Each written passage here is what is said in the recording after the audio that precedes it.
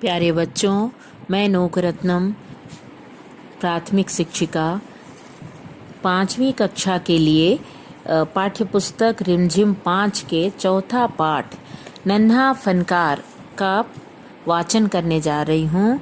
मैं पढ़ रही हूँ, इसको तुम लोग अपने किताब में फिंगर रख कर के उंगली रख कर तुम लोग भी पढ़ोगे। पेज नंबर 33 पर है नन्हा फनकार। वह लड़का एक चौकोर लाल पत्थर के पास बैठ गया।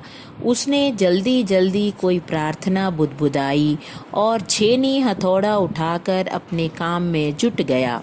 कुछ दिन पहले ही उसने इस पत्थर पर घंटियों की कतारें और कड़ियाँ उकेरना शुरू किया था।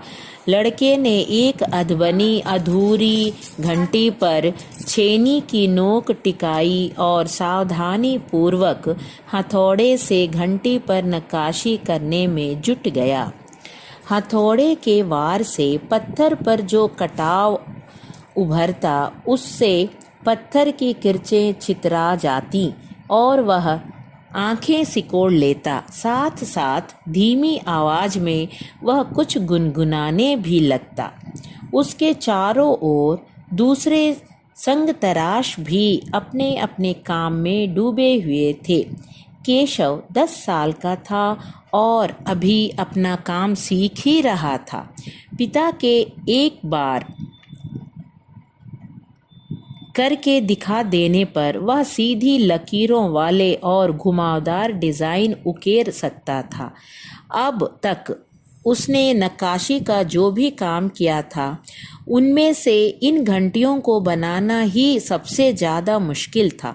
केशव जानता था कि एक दिन तो ऐसा ज़रूर आएगा जब वह बहुत बारीक जालियाँ, महीन नफीस बेल बूटे, कमल के फूल, लहराते हुए सांप और इठलाकर चलते हुए घोड़े, ये सब पत्थर पर उकेर पाएगा, ठीक उसी तरह जैसे इसके पिता बनाते हैं। कई साल पहले जब वह पैदा भी नहीं हुआ था, उसके माता पिता गुजरात से आगरा आकर बस गए थे। बादशाह अकबर उस वक्त आगरे का किला बनवा रहे थे और केशव के पिता को यही काम मिल गया। केशव का जन्म भी आगरे में ही हुआ था। उसे गुजरात के पुश्तैनी गांव जाने का तो कभी मौका ही नहीं मिला। आगरे की गलियां और अब सीकरी, बस यही उसका घर था। चारों ओर हो रही छेनी हथौड़ों की ठक ठक खड़ खड़ के बीच केशव को किसी के कदमों की आहट भी न सुनाई पड़ी। इसलिए अचानक कानों में एक आवाज़ पड़ने पर वह चौंक गया। माशा अल्लाह, ये घंटियाँ कितनी सुंदर हैं! तुमने खुद बनाई है? पीछे मुड़कर केशव ने आंखें उठाई तो उसे एक आदमी दिखा। बेशक मैंने ही ये घंटियां बनाई है। क्या मैं आपको पत्थरों पर नक्काशी करता नजर नहीं आ रहा? देखते नहीं, मैं ही पत्थर को तराश रहा हूँ। केशव ने बड़ी तल्खी से जवाब दिया।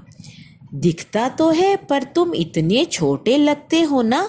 वह आदमी हंसते हुए बोला, मैं 10 साल का हूँ। 10? अच्छा। वह आदमी पास खड़े पत्थर पर बैठते हुए बोला, तब तो काफ़ी बड़े हो। मैंने भी 13 साल की उम्र में एक लड़ाई में हिस्सा लिया था। अब केशव उस आदमी को अच्छी तरह देख पा रहा था। उसकी उम्र रही होगी 30 से ऊपर, कद मंझोला था। वह सफ़ेद अंगरखा और पाजामा पहने हुए था। उसके लंबे बाल गहरे लाल रंग की पगड़ी में अच्छी तरह से ढके हुए थे। लगता है कोई बहुत बड़ा आदमी है। केशव ने उस आदमी के गले में पड़ी बड़े बड़े मोतियों की माला और उंगलियों की अंगूठियों को देखते हुए सोचा। तीखी नाक, बड़ी बड़ी आंखें, होठों को ढकते हुए नीचे की तरफ आती घनी मूछें, केशव उस आदमी के व्यक्तित्व का मुआयना कर ही रहा था कि तभी उस आदमी ने एक नक्काशी की तरफ इशारा करते हुए कहा, इस लड़ी में अभी काफ़ी काम बाकी है। इससे पहले कि केशव कोई जवाब देता, उसने किसी के तेजी से दौड़कर आने की आवाज़ सुनी। यह और कोई नहीं, महल का पहरेदार था।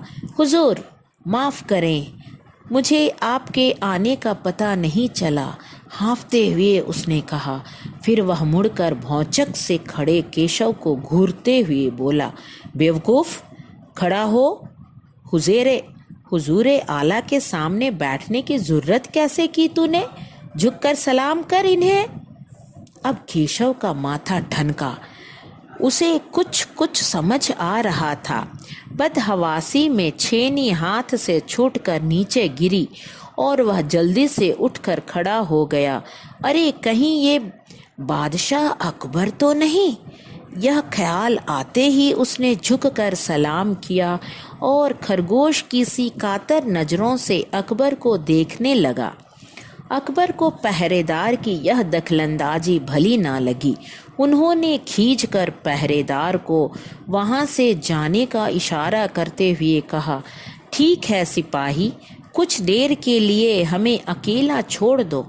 पहरेदार तो चला गया, मगर केशव असमंजस में था कि उसे क्या करना चाहिए। वापस अपना नक्काशी का काम शुरू करे या बादशाह के हुक्म के इंतज़ार में खड़ा रहे। दिल तो उसका अभी भी धक धक कर रहा था। हाँ, पर अब वह डरा हुआ नहीं था, क्योंकि अकबर प्यार से उसे देखते